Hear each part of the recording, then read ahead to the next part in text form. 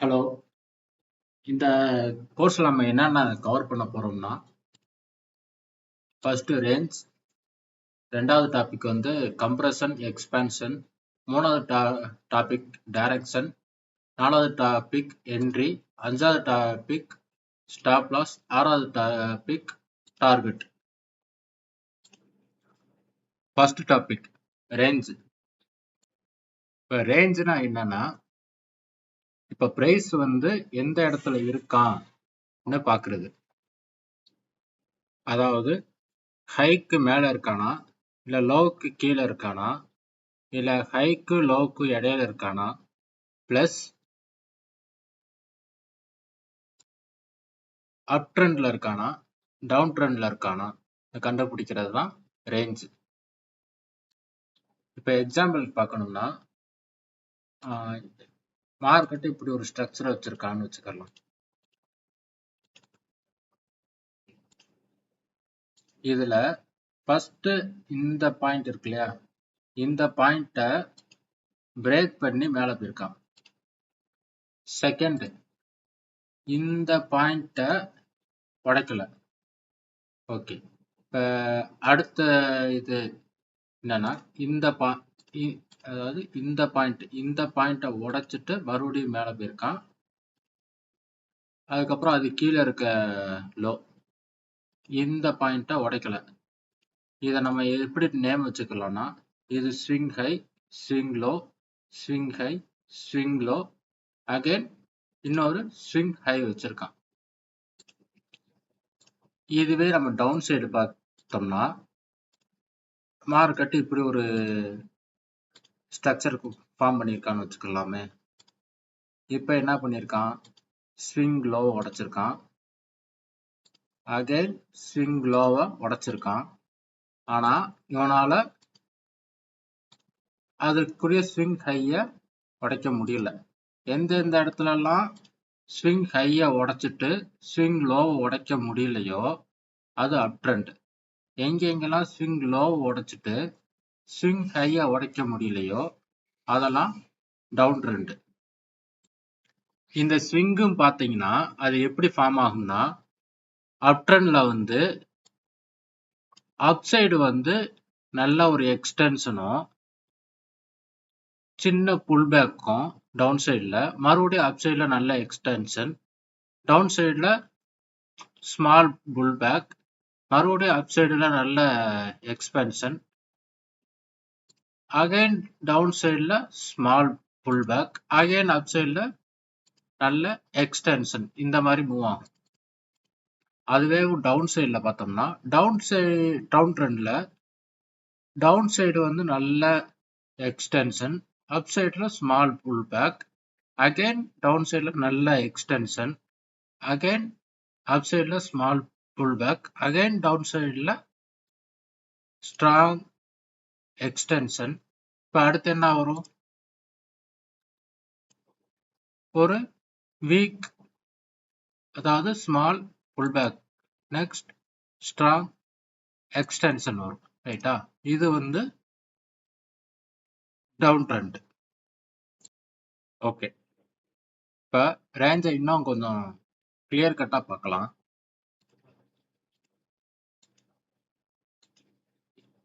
இப்போ ஒரு strong extension வச்சுட்டு ஒரு weak down side pull back வச்சுட்டு அகைன் ஒரு ஸ்ட்ராங் எக்ஸ்டென்ஷன் வச்சானா இதை நம்ம வந்து என்ன சொல்றோம், டவுன் ட்ரெண்ட்னு சொல்றோம். ஓகே.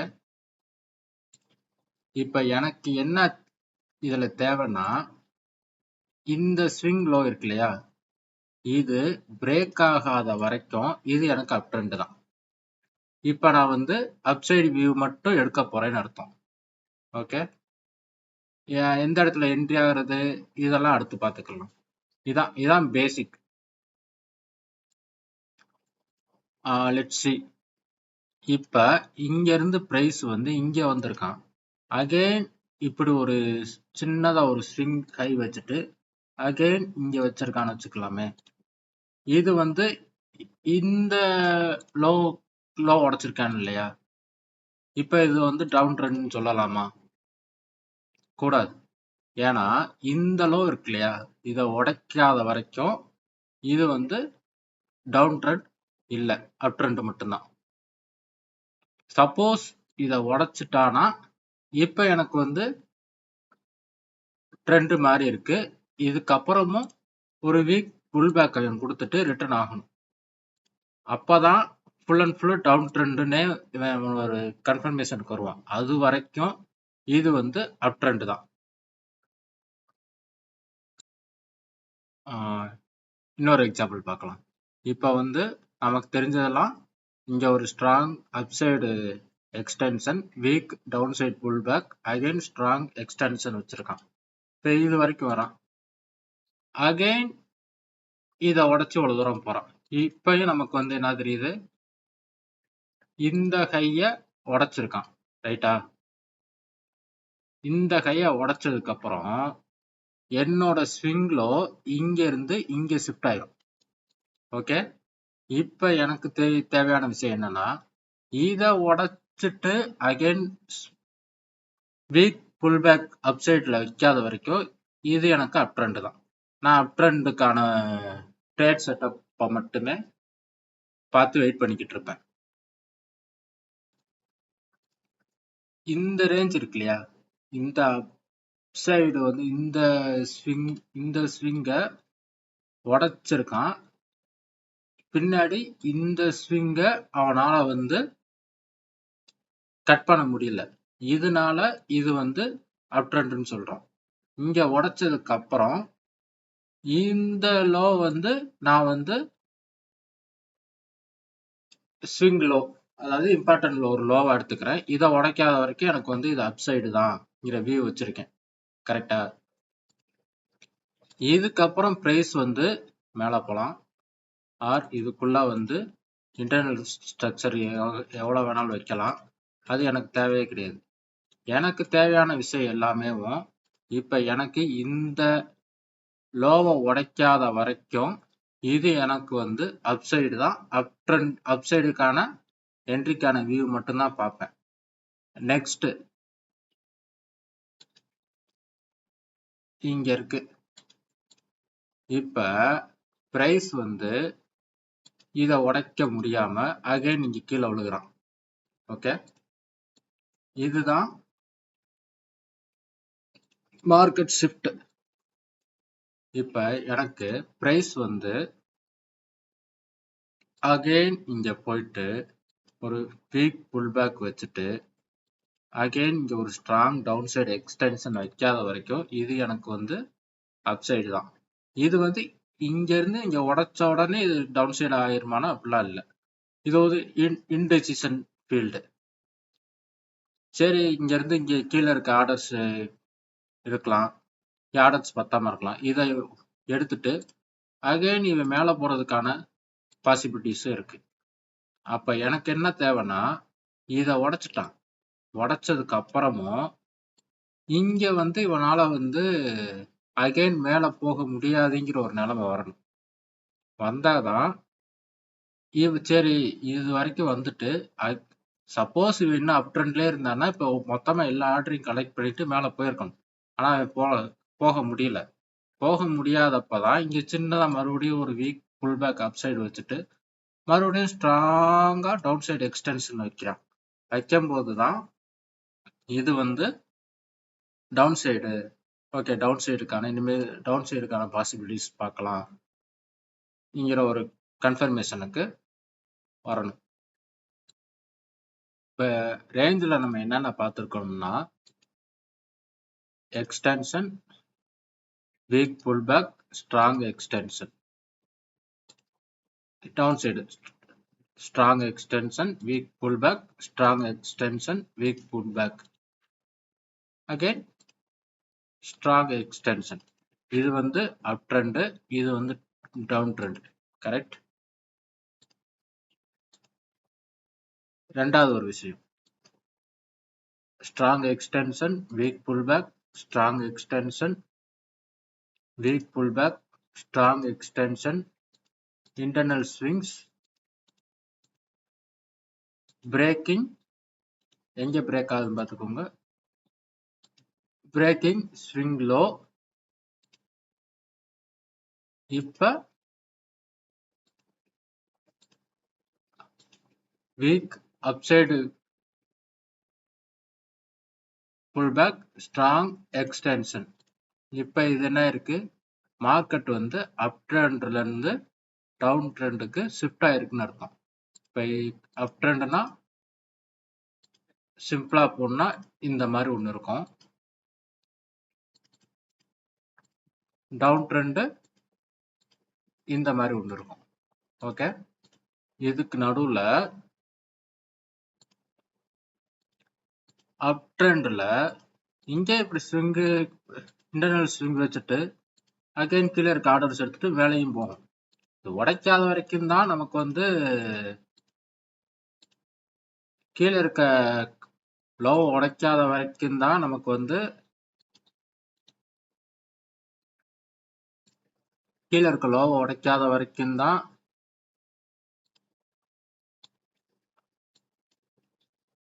நமக்கு அப் ட்ரெண்ட். உடைச்சதுக்கு அப்புறம் தான் அது டவுன் ட்ரெண்ட் ஆகும். உள்ளக்க இருக்க இன்டர்னல் ஸ்விங் எல்லாம் நம்ம வந்து இது ஒரு இங்க உடைச்சிருச்சா இது டவுன் ட்ரெண்ட், இந்த மாதிரி ஒரு கால்குலேஷனுக்குள்ளெல்லாம் வரக்கூடாது. அகைன் ஒரு example, strong extension weak pullback, strong extension weak pullback, strong extension. Internal ஸ்விங்ல இப்படி இருக்கான்னு வச்சுக்கோங்களேன். இப்படி இருந்தாலும் ஏன் இங்க ஒரு இது நமக்கு வந்து ஸ்விங் லோ ரைட்டா, இந்த ஹைய பிரேக் பண்ணிட்டான். கரெக்ட், யா. இந்த லெவலுக்குள்ளே உள்ள ஸ்விங்கு உடைச்சிருக்கான்ல, அப்ப இது டவுன் ட்ரெண்டா மாறிடுச்சா? கிடையாது. முன்னாடி சொன்னதுதான் மறுபடியும், இந்த ஸ்விங்கு இதை உடைக்கணும். அது வரைக்கும் இது அப்சைடுக்கான ஆப்பர்ச்சுனிட்டி மட்டும்தான் நம்ம பார்க்கணும். Got it? Okay.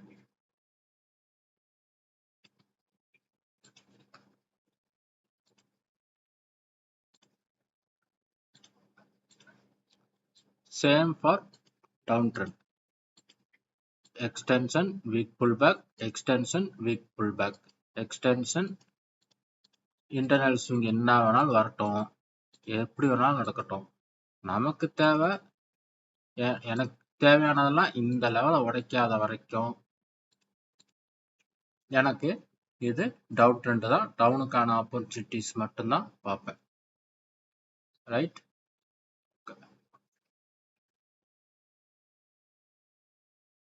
Next topic, compression, expansion. Okay, கம்ப்ரெஷன்னா என்னன்னு பார்க்கலாமே. கம்ப்ரெஷன்லாம் ஒன்றும் இல்லை. இப்போ பை சைடா செல் சைடானா இப்படி ஈஸியா பை செல்லுன்னு சொல்லிடலாம் இல்லையா. இந்த மாதிரி ஒரு ஸ்ட்ரக்சர் இல்லாம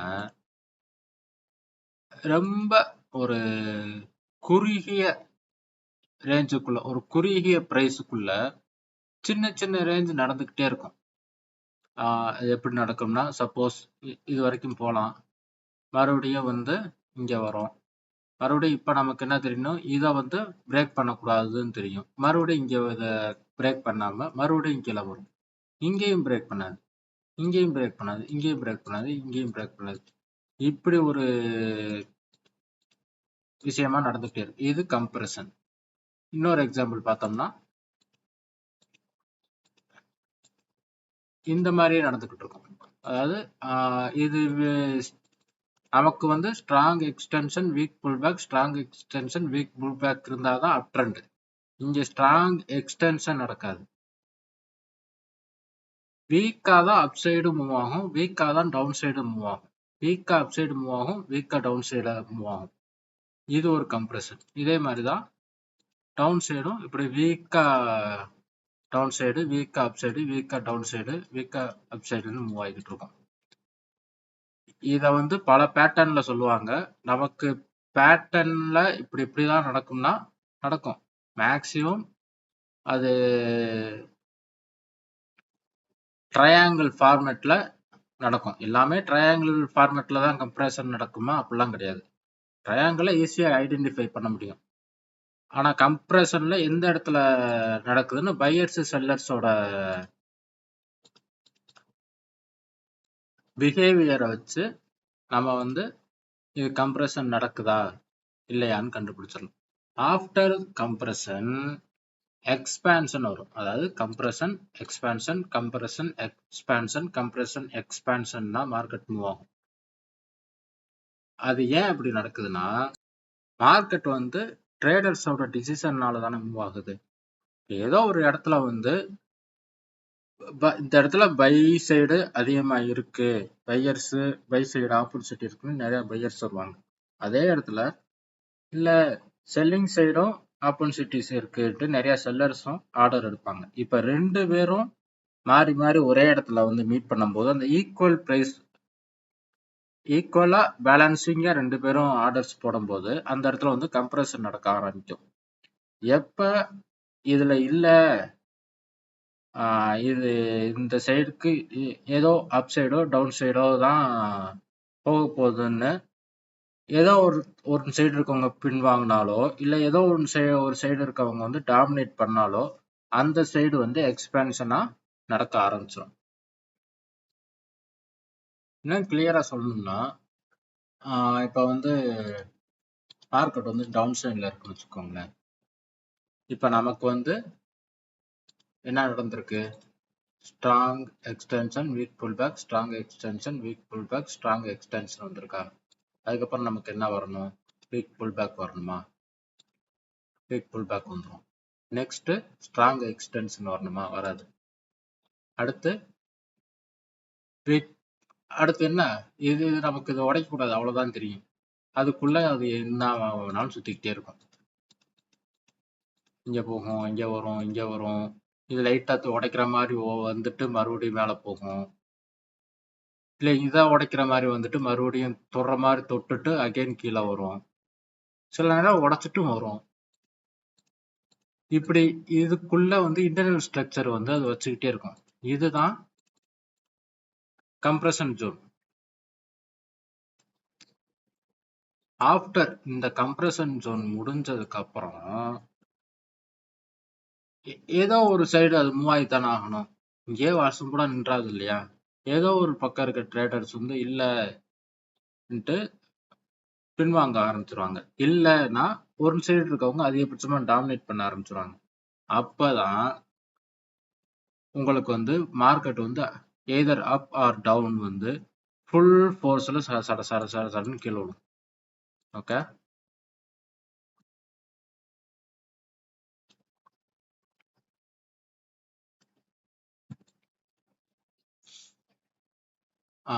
எந்த இப்ப கம்ப்ரஷன் நடக்குது, எந்த சைடு வந்து நம்ம நிக்கலாம்?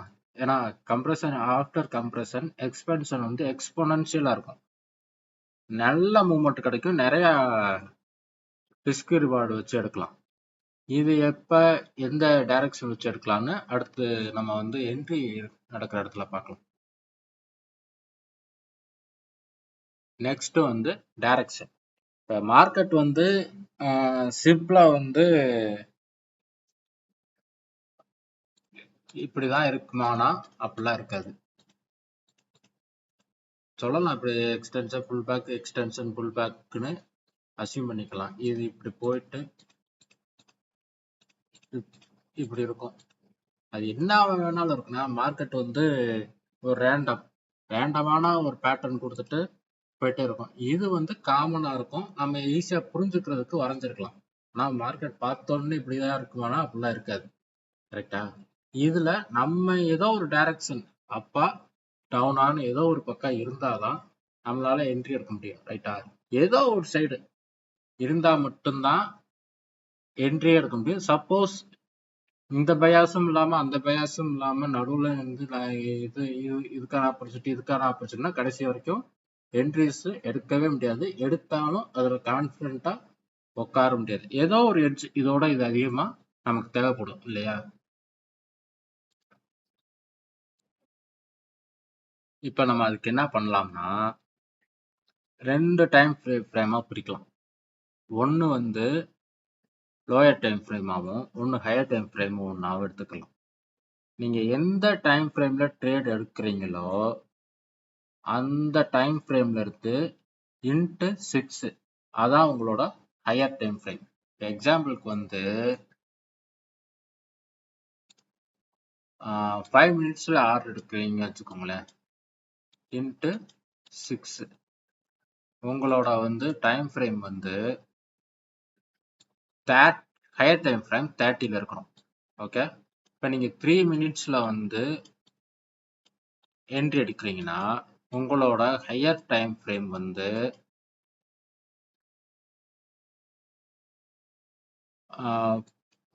15 மினிட்ஸ் வச்சுக்கலாம். இல்லாட்டா 15 மினிட்ஸ் தான் உங்களுக்கு வந்து ஈஸியாக இருக்கும். சப்போஸ் நீங்கள் வந்து ப்ரீமியம் பேக் போட்டு தான் 18 வச்சுக்கலாம். 1 ஹவரில் இல்லை, நான் 1 ஹவரில் ஆர்டர் எடுக்கிறேன் வச்சுக்கோங்களேன், உங்களோட ஹையர் டைம் ஃப்ரேம் வந்து 1 டேயில் இருக்கணும். ஓகே, 1 டேயில் இருக்கணும். அதுவே 15 மினிட்ஸில் நீங்கள் ஆர்டர் எடுக்கிறீங்க அப்படின்னா 1.5 ஹவர்ஸ் ஆர் 2 ஹவர்ஸில் உங்கள் டைம் ஃப்ரேம் ஹையர் டைம் ஃப்ரேமை செட் பண்ணிக்கிறணும். மல்டிபிள் டைம் ஃப்ரேம் வச்சு இப்போ நான் வந்து 1 மந்த்லேருந்து அடுத்து 1 டேயில் வந்து அப்புறம் 4 ஹவர்ஸ் வந்து அப்புறம் 1 ஹவர் வந்து அப்புறம் 15 மினிட்ஸில் வந்து 3 மினிட்ஸ் வந்து 1 மினிட்ல வந்து நீங்கள் ஆர்டர் எடுக்கணும்னு நினச்சிங்கன்னா இந்த ப்ரோவில் உங்களால் ஆர்டரே எடுக்க முடியாது. ஏன்னா ஒவ்வொரு டைம் ஃப்ரேமும் ஒவ்வொரு இடமும் ஒவ்வொரு விஷயம் சொல்லிக்கிட்டே இருக்கும். ஏதோ ஒரு 2 மட்டும் ஃபிக்ஸ் பண்ணிக்கோங்க. நான் வந்து என்னோட பயாஸ், அதாவது நீங்க இருக்கிற டைரக்ஷன் வந்து எனக்கு வந்து ஒரு கான்ஃபிடென்ட் கொடுக்கணுங்கிறதுக்காக ஒரு ஹையர் டைம் ஃப்ரேமும், என்ட்ரி எடுக்கிற இடத்துல வந்து ஒரு லோயர் டைம் ஃப்ரேம் மட்டும் ஃபிக்ஸ் பண்ணிக்கோங்க. இதுக்கு மேல ஒரு மல்டிபிள் டைம் ஃப்ரேம் அனாலிசிஸ்லாம் தேவையில்லை.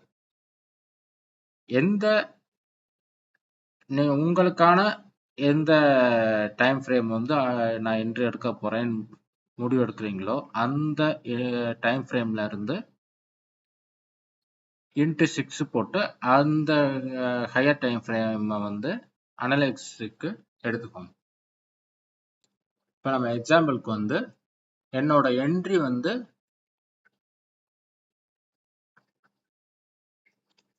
5 மினிட்ஸ்ல இருக்கு. ஓகே, 5 மினிட்ஸ்ல தான் நான் என்ட்ரி எடுக்க போறேன்.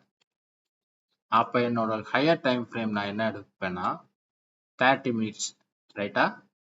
ஓகே, இப்போ 30 மினிட்ஸில் என்னோட ஹை டைம் ஃப்ரேம் அனலைசிஸும் டைரக்ஷனுக்கு 5 மினிட்ஸில் என்னோட என்ட்ரி இருக்கும். இப்போ நான் 30 மினிட்ஸை நான் இப்போ எதுக்கு யூஸ் பண்ண போகிறேன்னா அங்கே தான் என்னோட டைரக்ஷனை கண்டுபிடிக்க போகிறேன். ஆல் ஓவர் டைரக்ஷன் நான் என்னல இருக்கேன்னு. இப்போ நீங்கள் ஓப்பனாக மார்க்கெட்டை எடுத்து பார்த்தாலேவும் அப்பில் மேலே போய்கிட்டு இருக்கா இல்லை கீழே வந்துக்கிட்டு இருக்கான்னு பார்த்தோன்னே தெரியுமா? நம்ம முன்னாடி ரேஞ்சை பார்த்தோம்ல, எங்கே ஸ்ட்ராங் எக்ஸ்டெண்ட் நடக்குது, எங்கே வீக் புல் பேக் நிற்குது, எங்கே ஸ்ட்ராங் எக்ஸ்டென்ஷன் அடிக்குது, எங்கே வந்து மார்க்கெட் ஷிஃப்ட் ஆகுது, எங்கே அகெயின் வந்து வீக் புல் பேக் இருக்குது, எங்கே அகெயின் ஸ்ட்ராங் எக்ஸ்டென்ஷன் இருக்குது. இதை வச்சு நீங்கள் வந்து ஹையர் டைமுக்கான ஃபஸ்ட்டு ஹையர் டைம் ஃப்ரேமுக்கான டைரக்ஷன் கண்டுபிடிக்கணும். கண்டுபிடிச்சதுக்கப்புறம் இப்போ லோயர் டைம் ஃப்ரேமுக்கு வரணும். அதாவது 5 மினிட்ஸ், ரைட்? 5 மினிட்ஸில் வந்து 5 மினிட்ஸில் என்ட்ரி எடுத்து பேசலாம். 5 மினிட்ஸில் வந்து உங்களுக்கான என்ட்ரி எங்கே நடக்குதுன்னு கண்டுபிடிச்சிட்டு அந்த என்ட்ரிக்கான பாசிபிலிட்டிஸ் இருக்கா, அந்த டைரக்ஷனும் இந்த டைரக்ஷனும் ஒரே மாதிரி இருக்கணும். இப்போ இன்னும் சிம்பிளாக சொல்லணும்னா இப்போ 30 மினிட்ஸ் வந்து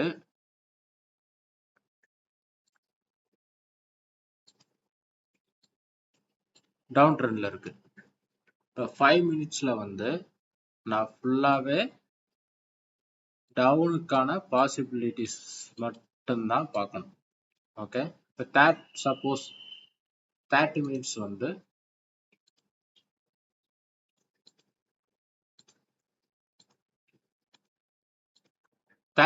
டைம் ஃப்ரேமில் வந்து மார்க்கெட்டில் வந்து அப் ட்ரெண்ட்ல இருக்கான். ஓகே, அப்ப நான் 5 மினிட்ஸ் என்ட்ரி வந்து எங்க எடுக்கணும்? அப் சைடுக்கான என்ட்ரிஸ் மட்டும்தான் எடுக்கணும். டவுன் சைடு என்ட்ரிஸ் போகக்கூடாது. ஓகே, டைரக்ஷன் தான் இருக்கிறதுல இம்பார்ட்டன்டான ஒரு விஷயம். 30 உங்களுக்கான ஹையர் டைம் ஃப்ரேம் டைரக்ஷன் எதுவோ உங்களுக்கு நீங்க என்ட்ரி எடுக்கிற லோவர் டைம் ஃப்ரேமும் அதே டைரக்ஷன்ல இருந்தா மட்டும்தான் என்ட்ரிஸ் எடுக்கணும், இல்லாட்டி எடுக்கக்கூடாது. ஓகே, இப்போ நம்ம என்னென்ன பார்த்துருக்கோம்? ரேஞ்சு, கம்ப்ரெஷன், எக்ஸ்பான்ஷன், டைரக்ஷன்ல வந்து lower time frame, higher time frame. இப்போ அடுத்து வந்து என்ட்ரியில நமக்கு வந்து 2 டாபிக் இருக்கு, டிஸ்கவுண்ட் அண்ட் ஆர்டர் பிளாக். இப்போ டிஸ்கவுண்ட்னா என்ன நம்ம பார்க்கலாம். சப்போஸ் நீங்க ஏதோ ஒன்று வாங்க போறீங்க. ஓகே, உங்களுக்கான ஃபேவர் பிளேஸ் எங்க இருக்குன்னு எங்க இப்போ 2 பொருள் விற்குது, 2 இடத்துல 2 பொருள் விற்குது. ஒரு இடத்துல வந்து 50% ஆஃபர்ல கிடைக்குதுன்னு வச்சுக்கோங்களேன், அதை வாங்குவீங்களா? இல்லை ஃபுல் ப்ரைஸ் கொடுத்து ஒரு இடத்துல போய் ஒரு விஷயத்த வாங்குவீங்களா? அஃப்கோர்ஸ் நம்ம வந்து டிஸ்கவுண்ட் எங்கே இருக்கோ அங்கே தான் வச்சு வாங்குவோம். அந்த கான்செப்ட் தான்.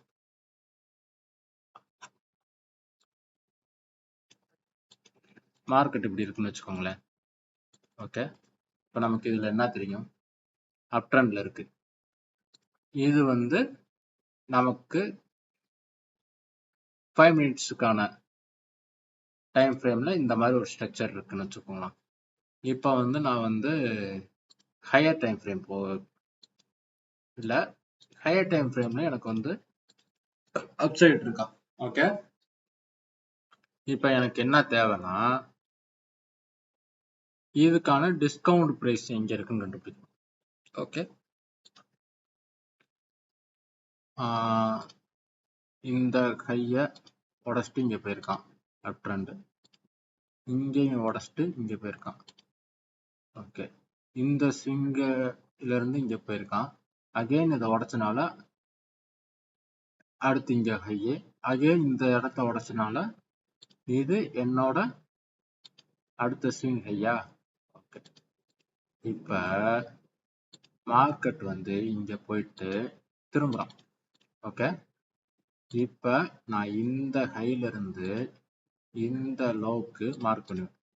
ஏதோ இது ஃபிஃப்டூவில் வந்து நான் வந்து ப்ரைஸை வந்து சேஞ்ச் பண்ணி வச்சுருக்கேன். அதாவது இது வழக்கமாக வந்து 0.3556 1.6 சம்திங் கேட்போம் இல்லையா? நான் எல்லாத்தையும் கட் பண்ணிட்டு சிம்பிளாக வந்து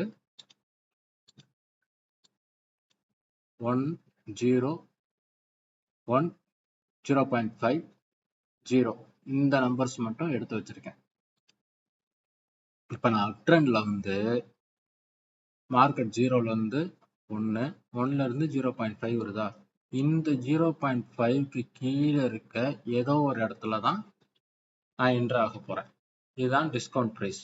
அதே மாதிரி டவுன் ட்ரெண்டில் மார்க்கெட் இப்படி இருக்குன்னு வச்சுக்கோங்களேன். இப்போ எனக்கு என்ன தேவை? இதை உடச்சிட்டான், இப்போ இதை உடச்சிட்டான், இதை உடச்சிட்டானா? இந்த இடத்த உடச்சதுக்கப்புறம் என்னோட ஸ்விங்கிலோ இங்கேருந்து இங்கே ஷிஃப்ட் ஆயிடுச்சா? ஓகே, ஷிஃப்ட் ஆயிட்டான். இப்போ இங்கேருந்து மார்க்கெட் வந்து இங்கே இப்போ ரிவர்ஸ் ஆகிறான்னு வச்சுக்கோங்க. ரிவர்ஸ் ஆனதுக்கப்புறம் நான் இங்கேருந்து இங்கே ஒரு இங்கே இதை மார்க் பண்ணுறேன்னா, இப்போ இந்த 0.5க்கு மேலே ஏதோ ஒரு இடத்துல தான் நான் என்ட்ரி ஆகுறேன். என்ட்ரிக்கானதை அடுத்து பார்க்கலாம். இந்த ரேஞ்சு தான் என்னோட என்ட்ரி ப்ரைஸ் அடுத்து. ஓகே,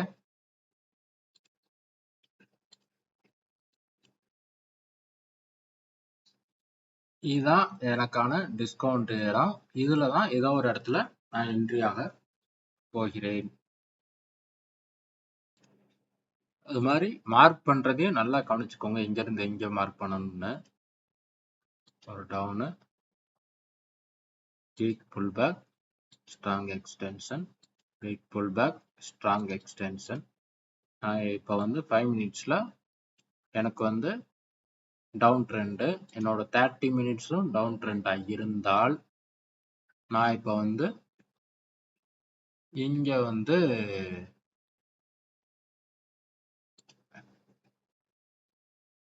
இதை உடைச்சிட்டான் ரைட். நான் இங்க இருந்து இப்போ உடைச்சதுக்கு அப்புறம் மார்க் பண்ணணும். இது வந்து இந்த லெவல் வந்து மறுபடியும் இங்க போயிட்டு ரிட்டர்ன் ஆகும். ரிட்டர்ன் ஆனதுக்கு அப்புறம் இந்த இடத்த மார்க்கும் இந்த இடத்துல மார்க் பண்ணு. இந்த 0.5ல வந்து 0க்குள்ள இருக்கு ஏதோ ஒரு இடத்துல என்ட்ரி ஆவேன். ஓகே, எங்க என்ட்ரி ஆகக்கூடாதுன்னு பார்க்கலாம். இப்போ நம்ம 0ல இருந்து 50% அந்த இடத்துக்குள்ள என்ட்ரி ஆனா நமக்கு வந்து ஃபேவரபிள் ப்ரைஸ்ன்னு சொல்லிட்டோமா.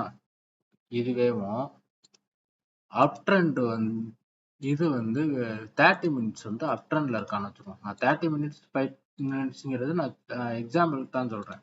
நீங்க டைம் ஃப்ரேம் உங்களுக்கு எது செட் ஆகுமோ அதை வச்சுக்கோங்க. இப்போ அப் ட்ரெண்ட்ல இருக்கான் 30 மினிட்ஸ். ஓகே,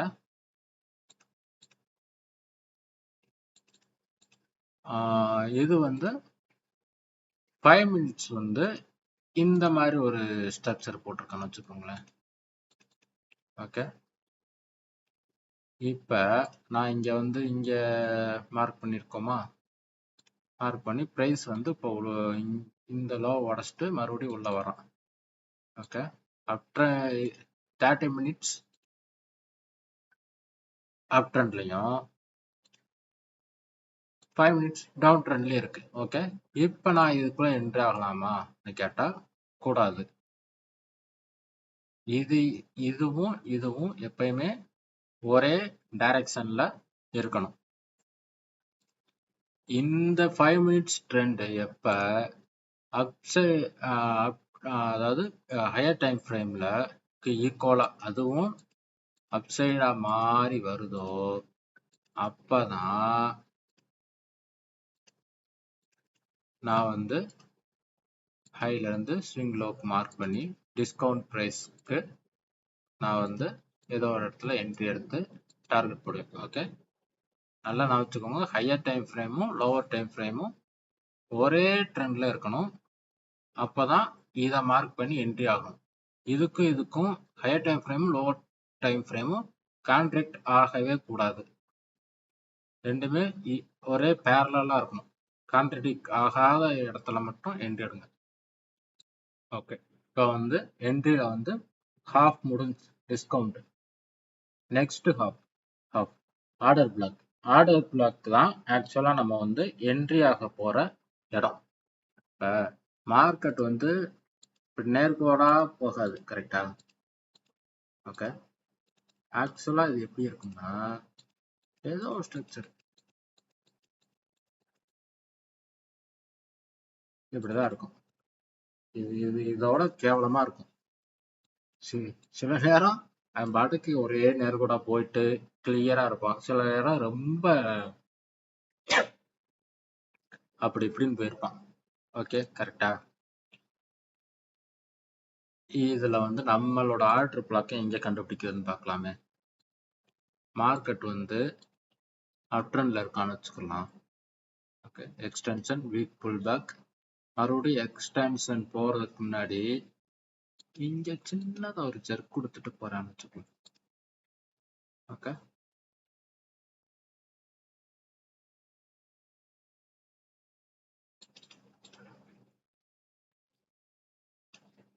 இந்த சின்ன ஜர்க் இருக்கு பார்த்தீங்களா, இதுதான் என்னோட ஆர்டர் பிளாக். இங்கே தான் அடுத்த என்ட்ரியை நான் பிளேஸ் பண்ண போகிறேன். இந்த ஆர்டர் பிளாக்கும் எனக்கு வந்து 50%க்கு கீழே இருக்கணும். ஃபர்ஸ்ட் இது 50% கீழே இருக்கணும். கீழே வந்து சின்னதா ஒரு ஜர்க் கொடுத்துட்டு மேலே போயிருப்பான். இதுதான் என்னோட என்ட்ரி பிளேஸ். ஓகே, இது வேற என்ன டைப்ல இருக்கலாம். அதாவது இது என்னன்னா, இங்க ஏதோ ஒரு இதோட ரீசன் என்னன்னா, இங்க ஏதோ செல்லர்ஸ் வந்து சின்னதா டாமினேஷன் பண்ற அளவோ இல்ல ஏதோ ஒன்று நடந்து கீழே இருக்க பார்த்துருக்கலாம். ஆனா ஃபோர்ஸ்ஃபுல்லா பையர்ஸ் வந்து அகைன் மேல தூக்கியிருக்காங்க, ரைட்டா? அப்ப இந்த இடத்துல நிறைய மணி இருக்குங்கிறது தான் ரீசன். இந்த இடத்துல தான் என்னோட ஆர்டர்ஸை பிளேஸ் பண்ணுவேன். இது 2 இடத்துல நடக்கும். ஒன்று நல்ல ட்ரெண்டா இருந்தா அது இங்க போயிட்டு ஏதோ ஒரு பிளேஸ்ல தான்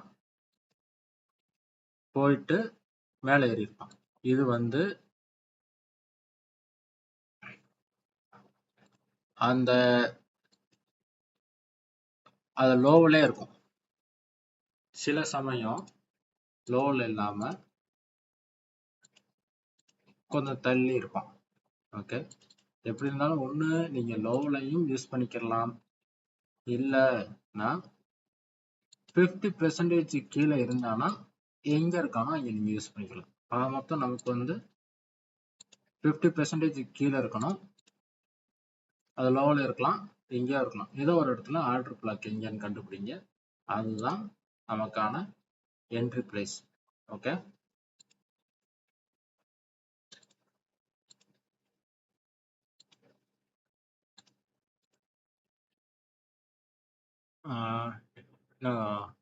அகைன் பார்த்தோம்னா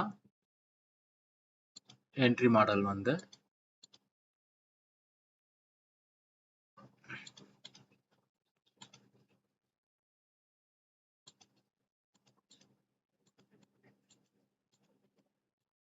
ஓகே, இப்போ எனக்கு வந்து இந்த லோ உடைச்சிருக்கான். இப்போ strong extension, weak pullback, strong extension வச்சிருக்கான்னு தெரியும். இப்போ இங்கேருந்து ப்ரைஸ் வந்து ரிட்டர்ன் ஆகுறோம். ஓகே, ரிட்டர்ன் ஆகும்போது நான் இந்த ஸ்விங் லோ இருக்கு பார்த்தீங்க, இந்த ஸ்விங் ஹை இருக்கு பார்த்தீங்களா கவுண்டரில், இங்கேயும் இந்த மார்க்கு லோ பண்ணி எனக்கு இந்த ஆர்டர் பிளாக்கை நடுவில் எங்கே ஆர்டர் பிளாக் இருக்கோ அதனால் மார்க் பண்ணி வச்சுக்கோங்க. மார்க் பண்ணி வச்சுட்டு எந்த ஆர்டர் பிளாக் 50%க்கு மேலே இருக்கும் டவுன் ட்ரெண்டில், அதுவே அப் ட்ரெண்டில் எந்த 50% கீழே இருக்கோ அந்த இடத்துல நான் என்ட்ரி போடுவேன். ஓகே, இதுதான் கான்செப்ட்.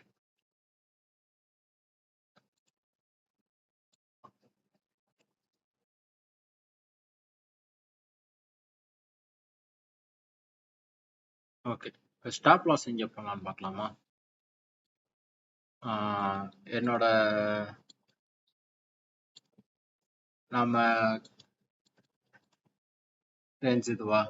ஓகே, இப்போ இங்கே ஒரு ஆர்டர் பிளாக் இருக்குன்னு வச்சுக்கோங்களேன். ஓகே, நமக்கு இதை உடைச்சிட்டு மேலே போயிருக்கான். இந்த ஆர்டர் பிளாக் எடுத்துட்டு மேலே போயிருக்கான்னு வச்சுக்கோங்க. இதில் நம்ம ஸ்டாப் லாஸ் இங்கே போடலாம். ஆர்டர் பிளாக்குக்கு கீழே போட்டுக்கலாமா? ஒன்று லோவுக்கு, ப்ரீவியஸ் ஸ்விங் லோவுக்கு கீழே போட்டுக்கலாம். ரெண்டு ஸ்டாப் லாஸ் இருக்கும். ஒன்று வந்து ஸ்விங் லோவுக்கு கீழே போகிறது ரொம்ப சேஃபான ஒரு இடம். சப்போஸ் இந்த ஆர்டர் பிளாக்ல இருந்து ஸ்விங் லோ ரொம்ப தள்ளி இருக்கு, என்னால் இவ்வளோ இதெல்லாம் ஸ்டாப் லாஸ் கொடுக்க முடியாதுன்னா ஆர்டர் பிளாக்கு கீழே ஸ்டாப் லாஸ் போட்டுக்கோங்க. ஓகே,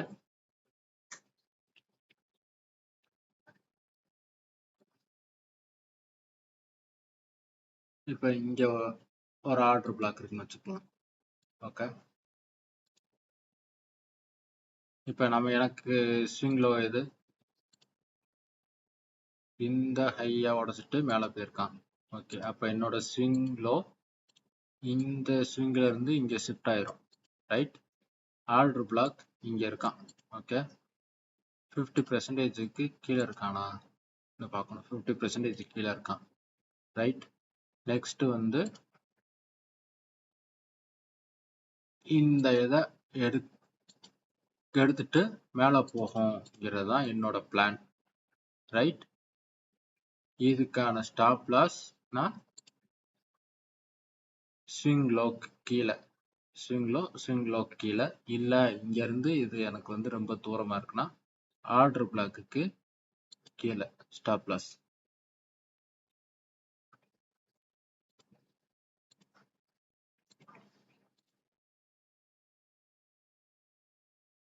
ஓகே, டார்கெட் பார்க்கலாம். அதுக்கு மேலே லிக்விடிட்டி தான் என்னன்னு பார்க்கலாம். லிக்விடிட்டிலாம் ஒன்றும் இல்லை, ஆர்டர்ஸ் தான். இந்த எவ்வளோ அதிகமாக ஆர்டர்ஸ் இருக்கோ அதை நோக்கி மார்க்கெட் வந்து மூவ் ஆகும். ஓகே,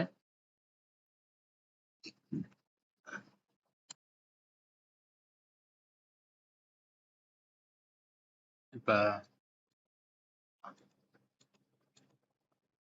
அப் ட்ரெண்ட் இருக்கு, ஒரு ஆர்டர் பிளாக்ல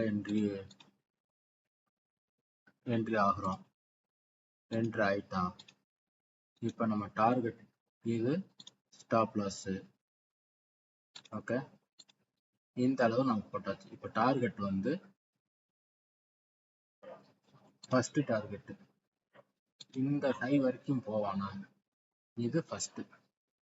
அடுத்து இதுக்கு மேல எவ்வளவு தூரம் போவான் இதுதான் தெரியுமே. இதுக்கு மேல இது அப் ட்ரெண்ட்ல இருக்கான், இந்த ஹைக்கு போவாங்கிறது ஈஸி. ஓகே, இதுக்கு மேல இங்க போனா இப்ப higher time frame, higher time ஃப்ரேம்ல இதுக்கு முன்னாடி இந்த சார்ட்ல ஏதோ ஒரு இடத்துல ஒரு ஆர்டர் பிளாக் நடந்து போனா, ஓகே, இல்ல ஏதோ ஒரு இடத்துல வந்து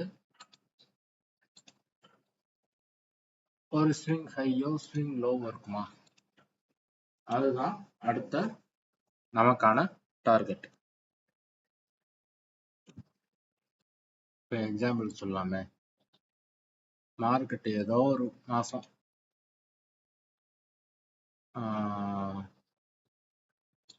இப்படி ஒரு ஸ்விங் லோ வச்சுட்டு நல்லா அப் ட்ரெண்டுக்கு போயிட்டு இப்போ வந்து டவுன் ட்ரெண்டுக்கு மாறி வந்துகிட்டு இருக்கான். ஓகே, இப்போ இது வந்து higher time frame. Higher time ஃப்ரேம்ல டவுன்ல வந்து இந்த மாதிரி இப்போ நல்லா அப்சைடு போயிட்டு ஓரளவு வந்துட்டு இப்போ டவுன் ட்ரெண்ட்ல ஹையர் டைம் ஃப்ரேம்ல இருக்கான்னு உங்களுக்கு ஒரு கன்ஃபர்மேஷன் கிடைக்குதுன்னு வச்சுக்கோங்களேன். இப்போ நம்ம வந்து லோவர் டைம் ஃப்ரேம் போவோமா. ஓகே, ஹையர் டைம் ஃப்ரேம்ல இருந்து லோவர் டைம் ஃப்ரேம்ல வந்து நம்ம என்ட்ரிக்கு போவோம். இப்போ ஹையர் டைம் ஃப்ரேம் டவுன் ட்ரெண்ட்ல இருக்கான், strong extension, weak pull back, strong extension, weak pull back, strong extension, weak pull back வரைக்கும் நடந்திருக்கான். இப்போ lower time frame entry model, entry மாடல்லே நமக்கு என்ன, இதே மாதிரி ஒரு சின்ன டவுனு அப்பு டவுனு அப்புன்னு ஒரு விஷயம் இந்த இடத்துல நடந்திருக்கான்னு வச்சுக்கோமே.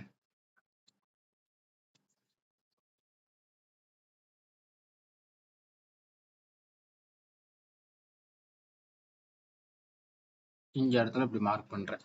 ஓகே, இதுக்குள்ள என்ன நடக்கிறான்னா இந்த மாதிரி ஒரு சின்னதா ஒன்று நடந்திருக்கான்.